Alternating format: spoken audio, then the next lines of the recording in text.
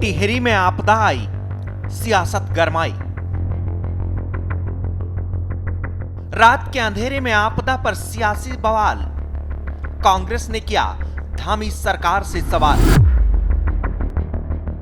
टिहरी से लेकर रुद्रप्रयाग तक कुदरत की मार से हाहाकार। उजड़ गए आशियाने, वीरान हुए गांव। सियासत ने पकड़ी रफ्तार। टिहरी में बीते दिनों रात के अंधेरे में आसमान से बरसी आफत ने सब कुछ उजाड़ दिया।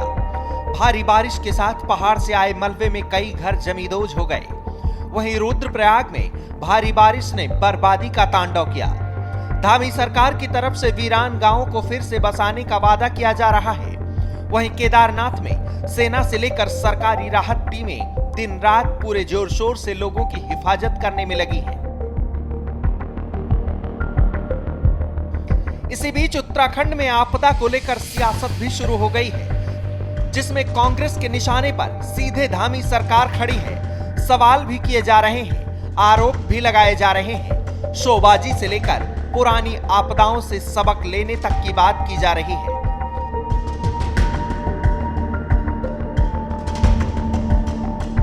धामी सरकार का पूरा तंत्र केदारनाथ से लेकर रुद्रप्रयाग तक आपदा में फंसे लोगों को बचाने उतरा है।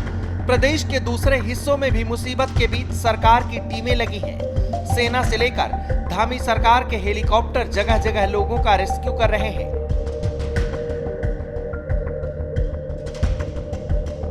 उधर कांग्रेस का आरोप है कि सरकार नाम की चीज कहीं नहीं है। सरकार केवल और केवल हेलीकॉप्टर में उड़ रही है। यही नहीं, कांग्रेस का तो यहां तक का कहना है कि धामी सरकार आपदा को लेकर जरा भी गंभीर नहीं है।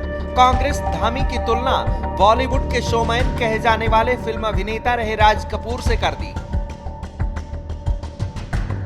और धामी पर भी शोबाजी का आरोप लगा दिया। हम आपको सुनवाते हैं कि आपदा को लेकर कांग्रेस ने धामी सरकार पर क्या क्या आरोप लगाए हैं। देखिए, सरकार तो कहीं है ही नहीं। सरकार तो हेलीकॉप्टर में उड़ रही है। अगर इस सरकार ने इस आपदा को लेकर गंभीर कदम उठाए होते तो मैं कहना चाहता हूं कि इसमें कहीं भी कोई दो राय नहीं है कि इतनी बड़ी घटनाएं जो है दोबारा होती। जो एक घटना टिहरी में घटी है उसमें 2014 में 7 लोग बादल फटने की घटना से मारे गए थे। पुष्कर सिंह धामी जी से तब से लगातार ये मांग हो रही है। उससे पहले के मुख्यमंत्री से भी मांग हुई है कि उन्हें विस्थापित कर दिया जाए। मैं बता दूं, अब फिर यहाँ पर क्या कहते हैं, बादल गिरा उसी गांव में और 3 लोग मारे गए। जब आप सबक नहीं ले रहे जब आप पुरानी घटनाओं से सबक नहीं ले रहे हैं तो उसमें सुधार कैसे होगा। मेरा मुख्यमंत्री से ये भी कहना है कि जो आपने 315 करोड़ रुपए का बजट रखा है इसके नाम पर, आपदा के नाम पर, तो ऊँट के मुंह में जी रहा है। जब हालात खराब हो गए तब अगले दिन कह रहे हैं मैं 50 करोड़ रुपए और सैंक्शन कर रहा हूँ। आजकल 20-30 करोड़ रुपए में तो एक अच्छा मकान नहीं मिलता। आप आपदा से लड़ोगे? एक बात बताइए, 20-30 करोड़ की तो एक अच्छी कोठी नहीं मिलती लोगों को, तो 315 करोड़ में और 50 करोड़ में आपदा से लड़ोगे। तो कहना यह है कि मुख्यमंत्री जो है एक तरह से बहुत इमेच्योर से दिखाई देते हैं। उनमें कोई मैच्योरिटी नहीं दिखाई देती और शोबाजी के मास्टर हैं हमारे मुख्यमंत्री। जैसे राज कपूर थे एक शोबाज, ये दूसरे राज कपूर है उत्तराखंड के। दरअसल कांग्रेस के प्रदेश उपाध्यक्ष धीरेन्द्र प्रताप सिंह हल्द्वानी पहुंचे थे, जहां हल्द्वानी के कांग्रेस स्वराज आश्रम में एक प्रेस वार्ता करते हुए आपदा को लेकर सरकार पर गंभीर आरोप लगाए। उन्होंने कहा कि सरकार पुरानी आपदाओं से सबक नहीं ले रही है। कांग्रेस की तरफ से आपदा को लेकर धामी सरकार की तरफ से जारी किए गए बजट को लेकर भी निशाना साधा गया।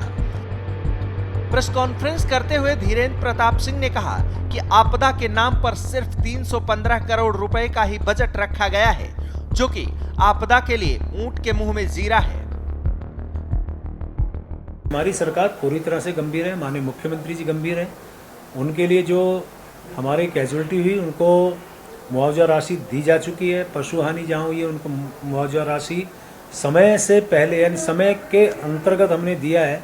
ये पहली सरकार है कि इस प्रकार की घटनाओं में तुरंत सर्वे करके और उनका निस्तारण भी साथ साथ कर रहे हैं। जहाँ हमारे कुछ लोगों को शिफ्ट किया गया है, परिवारों को शिफ्ट किया गया है, वहाँ पे उनको रहने के, खाने की सभी प्रकार की व्यवस्था की गई है। और अभी चूँकि जो बादल फटा था उसके बाद थोड़ा नॉर्मल स्थिति है जहाँ सड़कें डैमेज हुई हैं उनको ठीक किया जा रहा है। और आप जानते हैं कि जहाँ पिछली बार पुल बहा था वहाँ पे 3 दिन के अंदर वैली ब्रिज वहाँ पे लगा के आवागमन को समुचित व्यवस्था के तौर पे शुरू कर दिया गया है। यानी कि सरकार पूरी तरह से गंभीर है और मैं भी बार बार वहाँ बैठकें कर रहा हूँ, बातचीत कर रहा हूँ। माननीय मुख्यमंत्री जी भी चर्चा और वार्ता कर रहे हैं। आपदा के इस संकट की घड़ी में मैं सबसे अपील कर रहा हूँ कि कम से कम ऐसी स्थिति में वो खुद भी सचेत रहें। केदारनाथ में 31 जुलाई को आई भारी तबाही के बीच हजारों लोगों के यात्रा मार्ग में फंसे होने की खबर आई। बारिश के चलते कई रास्ते धराशायी हो गए, जो जहां था वहीं फंस गया। ऐसे में धामी सरकार की तरफ से लोगों के रेस्क्यू के लिए टीमें उतारी गईं। एनडीआरएफ, एसडीआरएफ, डीडीआरएफ और फायर ब्रिगेड के साथ साथ पुलिसिया तंत्र भी लोगों को बचाने उतरा। 2 दिनों के रेस्क्यू ऑपरेशन के बाद फंसे हुए लोगों की हिफाजत के लिए सेना के जवान भी उतरे।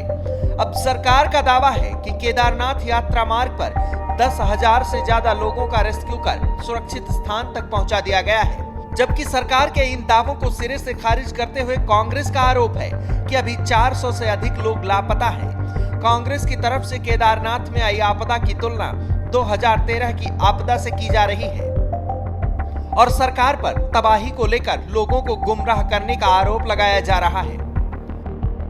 देखिए 150 तो मोटरसाइकिल वहाँ पर खड़ी है। मैंने पूरी यात्रा देखी, जो कांवड़ यात्रा है। मैं भी लगातार सड़क पर ही हूँ पिछले कई दिनों से।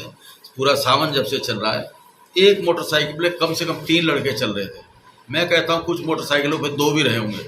अगर 2 कहे तो 150 मोटरसाइकिल जब वहाँ पड़ी हैं तो 300 तो ये लापता ही हैं। और अगर 50 से 3 थे और अगर उसको भी ऐड कर देंगे तो ये 400 450 लोग गायब हैं। और सरकार गुमराह कर रही है। सरकार लोगों की आंखों में धूल झोंकने पे लगी है। मैं कहना चाहता हूं कि 2013 की आपदा की एक पुनरावृत्ति है और सरकार गुमराह कर रही है लोगों को और सरकार को इसका जवाब देना चाहिए। रुद्रप्रयाग में पैदल मार्ग में लिंचोली, भीमबली और केदारनाथ तक आई मुसीबत के बाद लोगों का रेस्क्यू किया जा रहा है, तो वहीं टिहरी के बूढ़ा केदार क्षेत्र में आई आपदा के बाद ग्रामीणों को विनय खाल में बने राहत शिविर में शिफ्ट किया गया है। धामी सरकार की तरफ से तोली और तिनगढ़ गांव के लोगों को फिर से बसाने का आश्वासन दिया गया है। इसी बीच अब सियासत भी शुरू हो गई है।